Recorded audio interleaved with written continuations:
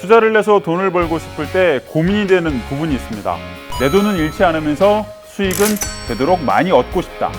저도 너무너무 그러고 싶습니다. 하지만 이건 굉장한 욕심입니다. 그런 방법은 뭐 없다고 보셔도 됩니다. 그래도 우리는 노력합니다. 거기에 되도록 가까이 가려고. 채우기 힘든 욕심의 차선책을 위해서 오늘은 이 부분을 한번 이야기해 보도록 하겠습니다. 기억하시나요? 제가 예전에 ETF에 대해서 말씀드리다가 흐지부지 된 적이 있었는데요. 뭐였는데? 펀드인데? 이게 지수처럼 움직이는 거죠. 그렇답니다. 그럼 이 ETF가 뭐냐? 익스체인지 트레이디드 펀드, 상장 지수 펀드라고 하죠. 상장 지수 펀드. 아까 말씀드린 채우기 힘든 욕심의 차선책이 바로 이 ETF지 않을까? 그럼 왜 ETF가 차선책이 될 수 있을지 알아보겠습니다. 상장 지수 펀드, ETF는 주식과 펀드의 기능을 합쳤다고 보시면 됩니다. 자, 그럼 우선 주식이 뭔지 간단히 알아볼게요. 주식은 거래소에 상장돼 수시로 거래할 수 있는 증권, 내가 투자한 기업의 권리라고 보시면 됩니다. 삼성전자 주식을 샀다, 현대차 주식을 샀다, 이런 게 바로 주식입니다. 하지만 종류가 매우 많습니다. 처음 들어보는 주식이 부지기수입니다. 가격이 오르고 내리는 폭도 다른 금융상품들에 비해서 매우 큽니다. 높은 수익을 기대할 수 있는 만큼 높은 손실도 감수해야 한다는 뜻입니다. 펀드는 이런 개별 주식을 한데에 묶어 놓은 겁니다.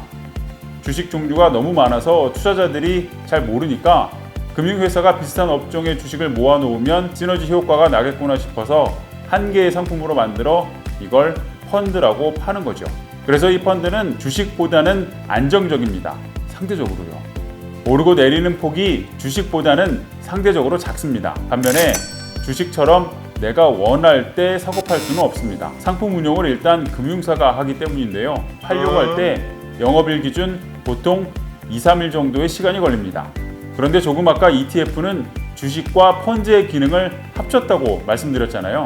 여러 개의 주식이 모여서 펀드의 기능을 하고 있지만 개별 주식처럼 쉽게 내가 원하는 가격에 곧바로 거래할 수 있는 게 바로 이 ETF입니다. 사실 뭐 ETF도 종류가 매우 많고 움직이는 폭도 제각각인 게 매우 많긴 합니다. 대부분의 ETF는 지수를 따라가게 설정되어 있는데요.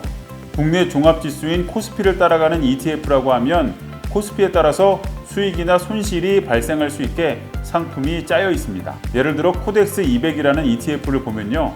코덱스 200 지수와 거의 같은 흐름으로 움직이는 걸 보실 수 있습니다. 하지만 여기서 아셔야 할 게 있습니다. ETF가 주식처럼 거래할 수도 있고 주식보다는 안정적이라고 해서 내 투자금의 안정까지 보장해주진 않습니다. 주식보다는 상대적으로 덜 움직일 뿐 언제든 돈을 잃을 수도 있다는 말입니다. 손실의 위험이 있으니 수익에 대한 기대감도 당연히 있습니다. 물론 이 부분 역시 주식보다는 움직일 수 있는 폭이 작습니다. 내 돈을 잃을 걱정은 없지만 이자 수준을 생각하면 참 민망한 게 있습니다. 바로 은행 예금 혹은 적금입니다.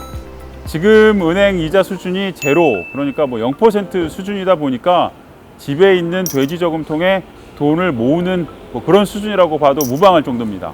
반면 주식은 내 돈을 잃을 수 있는 위험이 큰 만큼 높은 수준의 수익을 기대할 수 있습니다. ETF는 저축보다는 높지만 주식보다는 낮은 수준의 수익을 기대할 수 있습니다. 손실도 마찬가지입니다. 원금을 잃을 가능성이 있지만 주식보다는 그 가능성이 낮습니다. 그래서 ETF는 주식과 예금, 주식과 저축 사이에서 고민하는 분들에게 하나의 대안이 될 수 있지 않을까 생각합니다. 다음 시간에 더 다양한 ETF에 대한 이야기 나눠보도록 하겠습니다. 감사합니다. 한 번에 하지 좀.